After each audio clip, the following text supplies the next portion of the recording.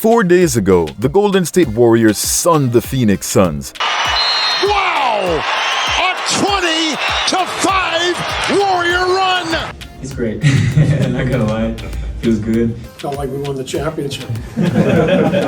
And later, Pat Spencer little-broed his little bro, Cam Spencer, yet again. The Warriors, with 2 unexpected wins, has the team riding on high. The team seem to be locked in together, and the vibes are good even without Buddy Hield. But this isn't about Pat, Buddy, or even the team vibes. This is about that one player who's been crucial to this recent success. That player is Gui Santos. He's been so good these last few games, even Steph Curry couldn't help but to be excited about Gui Santos. As such, the Golden State Warriors might have finally figured out what they have gotten in their former 55th overall pick. The Brazilian phenom that is Santos has finally gotten an opportunity to show that he's more than just a bench piece. If his last 7 games are any indication of what Santos is truly capable of doing, the Warriors might have to rethink their strategy moving forward. After the Warriors traded Jonathan Kuminga for Kristaps Porzingis at the deadline, not only did the team open up an extra spot when they moved Buddy Hield, but it's unlikely they'll see Porzingis anytime soon, and even then, don't expect KP to play a ton of minutes or games. With further injuries to Butler and Steph Curry and a lighter load all around the roster, the stage is set for any of the Warriors' young players to take a big step forward. And ever since given the opportunity, Gui Santos has been showing exactly why the Warriors were right to invest in him with their second-round pick in the 2022 NBA Draft. After almost 4 years, Santos might just be getting his opportunity, and he's making every second count. Check ball.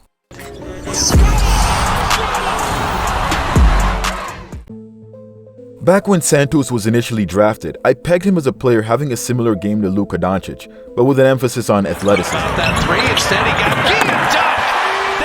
His ceiling, however, is a far cry from Luka's on the offensive end. Luka can create his own shot while punishing defenders who have any holes in their games, while forcing the entire team's defense to have to help, overhelp, and as a result, giving his teammates better looks.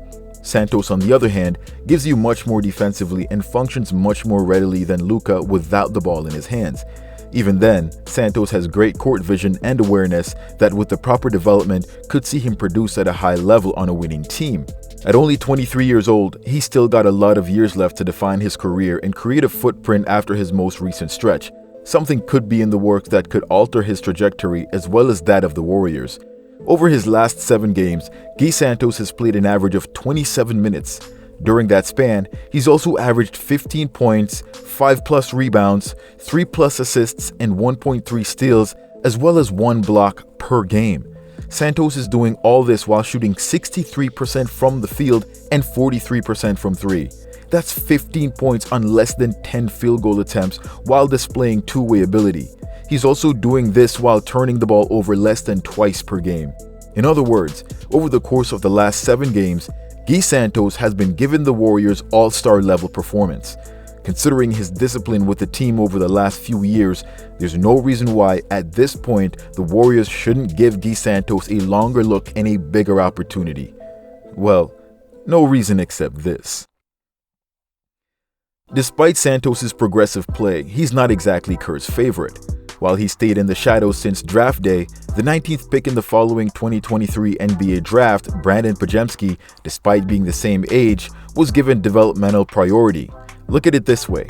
With the 55th overall pick, Santos was lucky to be selected, and it was thanks to Leandro Barbosa that it happened.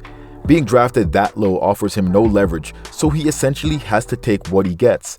Pods, on the other hand, was a player that the Warriors prioritized in the draft as one with high upside. This is kind of murky, however, when you consider that Jonathan Kuminga was also a high upside prospect. It also didn't make much sense when Pod struggled to make an impact in his first few games, but that didn't seem to be a problem. That being said, while Pods and Santos don't play the same position, it is purely because of the size difference. If we want to get really technical, Santos is a 2-guard. Steve Kerr just likes to play him at the 4. Pods is really an undersized Draymond Green without the defense, who ostensibly is an undersized 4. Brandon's ability to shoot, however, allows him to be a perimeter threat, but nothing he does screams, put him on the floor in place of Santos. But that's exactly what happens. It's hard to justify putting a hustle player on the floor when you've already invested a ton in another hustle player that likes to get the ball in his hands.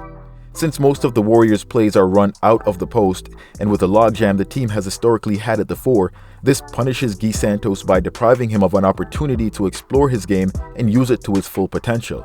This is no different than playing any other player out of position, something that's quite common on this Warriors roster. This forces players to have to defend bigger bodies. However, the advantage for Kerr is that he'll usually have a player with higher IQ. The other player that takes away minutes from Santos if he's playing at the forward spot is Draymond. The Warriors should realize by now that Draymond isn't exactly helping the team, and the Bucks' trade dangling of the former Defensive Player of the Year was likely them testing the waters to see how either Draymond or Steph would handle a potential trade. Based on Dunleavy's reaction, however, if you said nothing was close regarding Draymond, I'd assume nothing was close in your pursuit of Giannis. What would give you confidence? Why is that? Because he would have to be in the deal, or Jimmy. Okay, well, you're putting words in my mouth. Okay. So that's an unbelievable assumption. So was Jimmy then on the table? No, we're not doing that. I'm not going on the roster talking about who's in trades and who's not. We don't do that. it seems that things might not have gone all that well.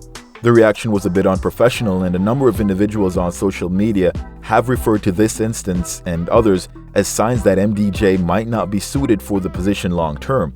Both Mike Dunleavy Jr. and Kerr seem to be aligned, and their hardline stance on having Draymond in a major role is more than likely doing more harm than good. Having Draymond play minutes over any of the young players who are currently playing better hamstrings the team's ability to maximize these players and get trade value in return if they don't consider them to be permanent pieces. We already saw that happen with Jonathan Kuminga. We also saw TJD post a double-double in his debut for the Raptors in just 16 minutes. Surely the Warriors don't intend to play Draymond until he's 40.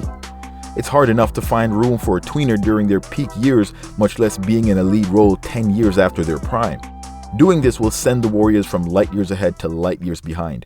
The future of this team is now, and the only player from the Curry era that's still capable of doing it at a high level is Curry. And even then, he needs more help now than he had back then. Could we see Steve Kerr and the crew come to a consensus considering what we've seen developing since Curry's injury? Possible, but his unwavering loyalty to the vets may hinder his ability to make a sound decision. But what if he does get the opportunity? Santos' all-round game could seriously elevate in the absence of Jimmy in the post-Kuminga trade era. Considering he's logging starting minutes, the impetus would be on Steve Kerr to give him that opportunity even when the rest of the team is healthy. He's also not just putting up numbers. Santos is closing games and giving the Warriors a boost in clutch moments.